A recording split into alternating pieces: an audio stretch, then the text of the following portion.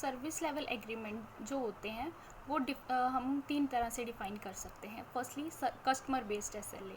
Customer based SLA में क्या होता है कि एक इंडिविजुअल ग्रुप को देखा जाता है जो कि कस्टमर का होता है, कस्टमर ग्रुप्स को दिया जाता है जो भी उन्हें सर्विस दी जाती है। लाइक हम क्या कह सकते हैं, जैसे फाइनेंस डिपार्टमेंट में समटाइम्स हमें कूपन्स मिल जाते हैं, बिलिंग सिस्टम्स में और परचेजिंग सिस्टम में हमें कोई बेनिफिट मिलता है तो हम उसे कस्टमर बेस्ड एसएलए बोलते हैं। सर्विस बेस्ड एसएलए में क्या होता है, जो भी हमें सर्विस मिलती हैं उसमें जो भी हमें बेनिफिट्स मिलते हैं।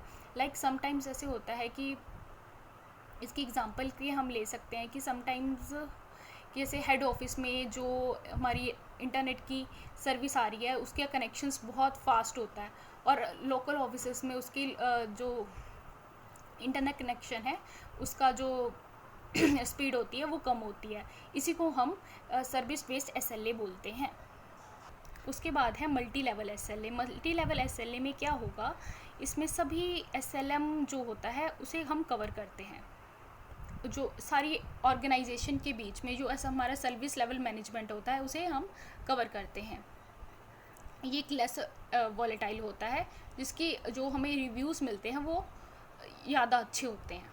मीन्स कि हम उसके रिव्यूज़ के अपॉन जैसे भी हमें रिव्यूज़ मिलेंगे उसको उसी हिसाब से हम क्या करते हैं, अपडेट कर देते हैं। इसमें कस्टमर लेवल एसएलए आ जाता है, फिर सर्विस लेवल एसएलए आ जाता है। मीन्स कि कोई भी इशू आ रहा है कस्टमर ग्रुप के अकॉर्डिंग तो उसको हम अपडेट करना चाहते हैं तो हम उसे कस्टमर लेवल एसएलए बोलेंगे। अगर हमें सर्विस के रिलेटेड हमें कोई रिव्यू गलत आ रहा है तो हम सर्विस अपडेट करना चाहेंगे तो उसको हम सर्विस लेवल एसएलए बोल देते हैं। ऐसे होता है। उसके बाद है हमारा कंपोनेंट्स। इसके कंपोनेंट्स क्या होते हैं, जैसे किस तरह की हमें सर्विस प्रोवाइड हो रही है, उसमें क्या क्या फंक्शंस हैं, उसमें ऑपरेशंस क्या है, उसकी मेंटेनेंस क्या है, नेटवर्किंग इक्विपमेंट क्या यूज़ हो रही है, कनेक्शन बैंडविड्थ उसकी कैसी है, ये सब इसके कंपोनेंट्स में आता है। सेकंड इसमें आता है service desired performance level. Means कि जिस हिसाब से हमें सर्विस चाहिए वैसी हमें सर्विस मिल रही है, कोई प्रॉब्लम तो नहीं आ रही, हमें जो भी रिस्पॉन्स है अच्छा मिल रहा है, जैसा हमें एक्शन चाहिए था वैसा मिल रहा है। कस्टमर इसके बारे में रिव्यू करके हमें देते हैं। थर्डली हमारी आती है मॉनिटरिंग प्रोसेस और सर्विस लेवल रिपोर्टिंग, कि हम उसे कैसे मैनेज कैसे कर रहे हैं, सुपरवाइज्ड कैसे कर रहे हैं। ये सब इसके बीच में आता है कि हमारी क्या कलेक्शन हुई है अभी तक, हमारे रिव्यूज़ कैसे आए हैं, उसके अपॉन ही हम सब कुछ उसमें अपडेशन होती है।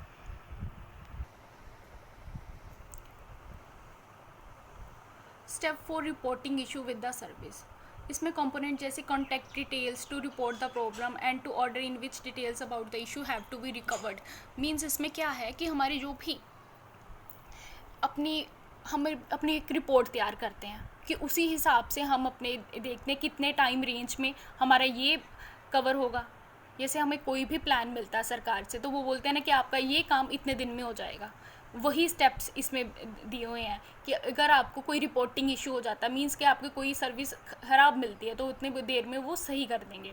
फिर क्या आता है, response issue resolution time frame आता है। इसमें क्या है कि हमें कितनी देर के लिए वो सर्विस मिलेगी, उसके बाद वो क्या होगा कि हमारी सर्विस ख़त्म हो जाएगी, हम फिर से पेपर यूज़ करेंगे।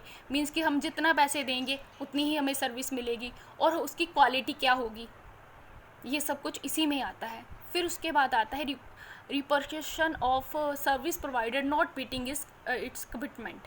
क्या होता है कि जो if provider is not available to meet the requirements, जो भी हमें प्रोवाइड कर रहा है, सर्विस प्रोवाइड कर रहा है, वो हमें मतलब जो हमें चाहिए वो हमें वो नहीं मिल रहा, तो ये एक बहुत बड़ी प्रॉब्लम खड़ी हो सकती है और जो यूज़र है वो उससे टर्मिनेट कर सकता है। जैसे हम जियो की सिम लेते हैं, ठीक है, ये नहीं है कि अगर हमने वही अब सभी हम हर जगह उसे ही यूज़ करेंगे, ऐसे नहीं है। अगर हमें उसकी सर्विस अच्छी लगती है, कोई भी हम सिम लेते हैं तो उसकी सर्विस हमें अच्छी लगेगी तब तक हम उसे यूज़ करेंगे, उसके बाद हम उसे छोड़ देंगे, उसको यूज़ करना छोड़ देंगे। ये भी उसमें सभी लिखा होता है। उसके बाद क्या है, इसकी एग्जांपल्स में हम बैकबोन इंटरनेट प्रोवाइडर्स का बता रहे हैं। पहले क्या होता था कि इसमें जो एसएलए नहीं होते थे तो वो अपनी जो भी अपडेशन है वो सही टाइम से नहीं कर पाते थे। अगर रिव्यूज़ नहीं होंगे, सीधी सी बात है, अगर हम आप मेरे को, अब मैं आपको पढ़ा रही हूँ तो आप मुझे रिव्यूज़ नहीं दोगे, मैडम ये सही है ये गलत है, या मैं आप मेरे को नहीं सही बताओगे तो मैं आपको पूरे मार्क्स दूंगी? कभी कभी नहीं दूंगी। उसी हिसाब से अगर हमें रिव्यूज़ नहीं मिलेंगे तो हम अपना काम सही से नहीं कर पाएंगे। तो इसका जो जनरेशन हुई थी हमारी SLA की हुई थी। इसके बीच में हम वेब सर्विस लेवल एग्रीमेंट को भी देखते हैं। इसमें क्या होता है कि हम अपना एग्रीमेंट में क्या डाल देते हैं, वेब सर्विसेज डाल देते हैं। उसमें क्या होता है कि हमारे जो अथर्स हैं हमारी परफॉर्मेंस मीट्रिक्स देखते हैं कि हमारी परफॉर्मेंस कैसे है, हम डिज़ायर टारगेट को अचीव कर पा रहे हैं, हमारे एक्शन कैसे में हैं। अगर हमारा परफॉर्मेंस नहीं मीट कर पाती तो हमारा ये सब गलत हो जाएगा। ये एक क्लाउड कंप्यूटिंग का बहुत बड़ा हमें देन है। हम इसको बोल सकते हैं कि क्लाउड कंप्यूटिंग हमें बहुत बड़ी देन है कि हमारे जो भी एग्रीमेंट होता है उसी के हिसाब से हमें सर्विसेज मिलती हैं। जैसे हमारा क्लाउड सर्विस प्रोवाइड, हम अपनी डेटा कहीं पे भी स्टोर कर देते हैं। वो कहाँ पे स्टोर हो रही है हमें ये नहीं पता, बट हम अपने इंफ्रास्ट्रक्चर के हिसाब से अपना डेटा जो भी है हम उसे स्टोर करते हैं और हम इंटरनेट की हेल्प से उसे अब असेस कर सकते हैं। थैंक यू बच्चे, यही हमारा आज का लेक्चर था।